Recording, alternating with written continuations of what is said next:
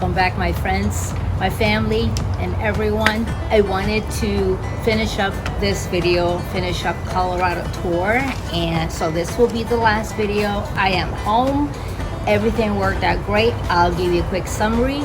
From Gunnison, we went to Corral RV at Dalhart. So that last video, that was a very nice place to stay. And then from there, we drove the next day 500 miles to get to Kerrville, Buckhorn. I have done a couple of other videos regarding Buckhorn in Kerrville. It is my favorite RV place.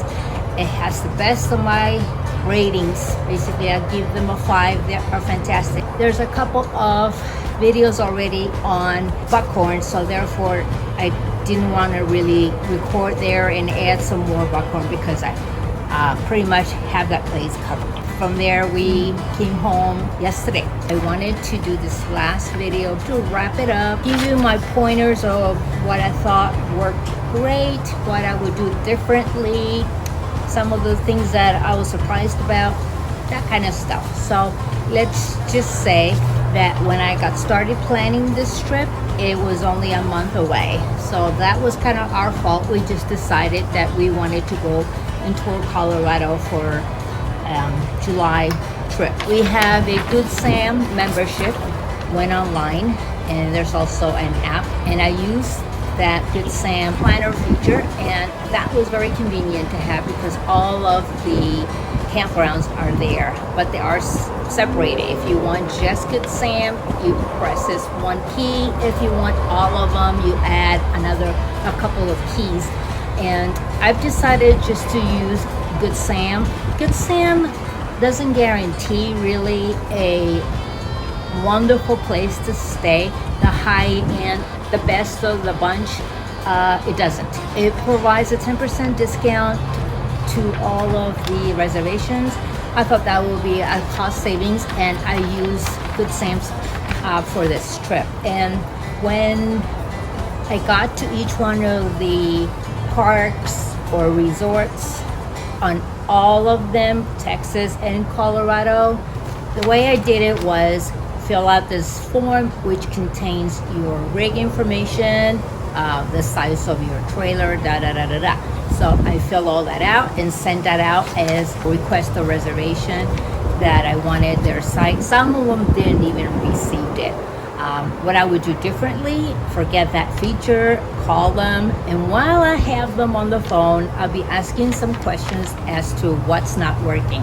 For example, we noticed that Good Sam and their websites pretty much have the best of information.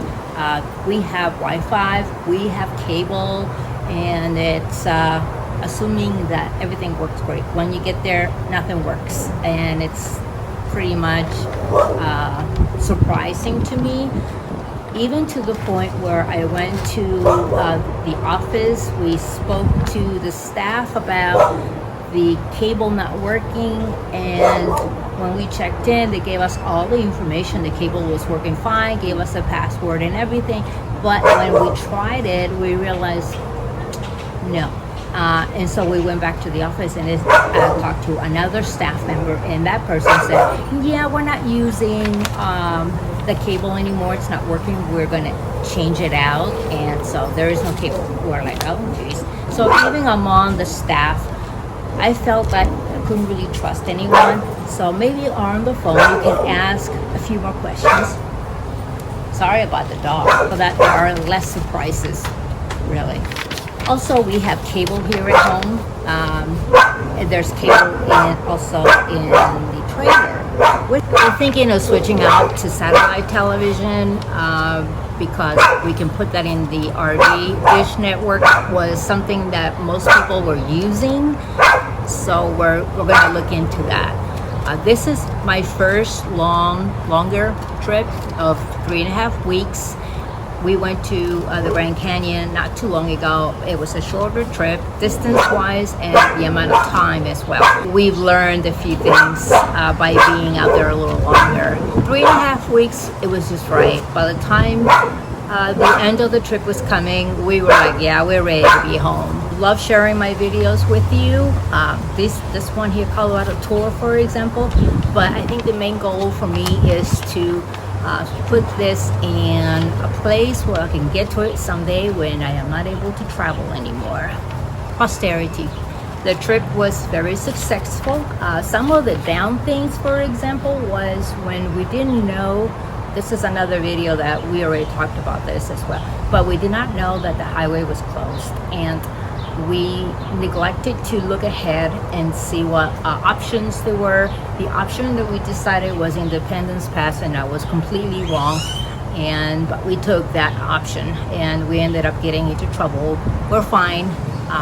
I'll put a link on the about this video below so that you can look at it if you like. It was pretty nerve-wracking. We got a fine that we have to hopefully reduce. So it was an experience that we learned that lesson. Basically, we're not blaming anyone but ourselves, because you have to be responsible to know where the closures are and what is going on. So we didn't really have a whole lot of Wi-Fi because we are in the mountains, and that was kind of challenging. But you know, there are phone calls that you can make. You can go to town and get some Wi-Fi temporarily. So there are many ways to go around that to prepare and be ready for all of the things that you can encounter on the road while you're, you know, driving a 50-foot truck and trailer. So you want to be aware of that.